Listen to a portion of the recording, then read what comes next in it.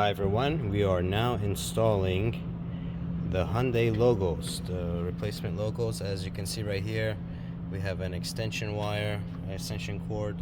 Luckily the Ioniq 5 limited trim has a plug in the vehicle. So I went ahead and purchased a heat gun.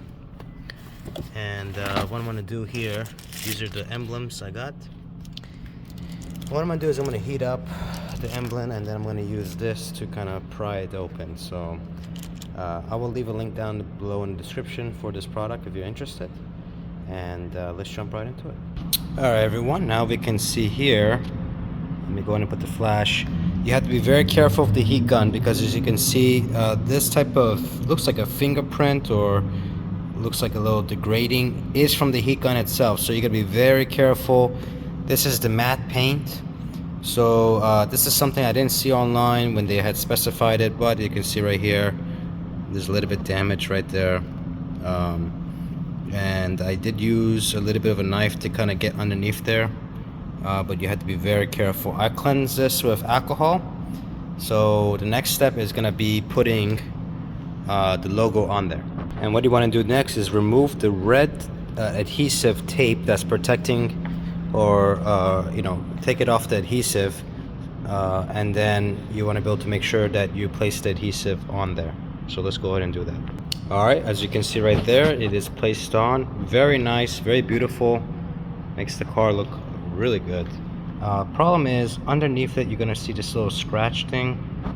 This was there beforehand, so that's unfortunate, but other than that, very nice, very clean look. It really blends in nicely with the Ioniq 5. So overall, I will leave a link down below in the description if you'd like to purchase this. In my opinion, it's one of the best things you can be able to purchase for your Ioniq 5. And that's about it. Alright, so we removed the Hyundai logo. The front one did take a long time. Again, you guys have to be careful when you are using a knife or some sharp object.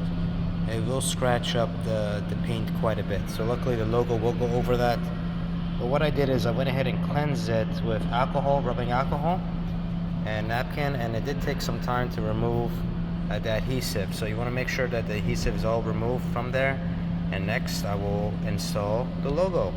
And there you go, guys. It is installed. Wow, wow, wow. It looks really, really nice.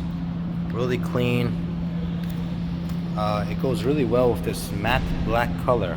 Actually, it goes phenomenal with this matte black color. So if you guys are interested, I will leave a link down below in the description if you'd like to purchase this. And with that said, check you guys out in the next video. Thanks.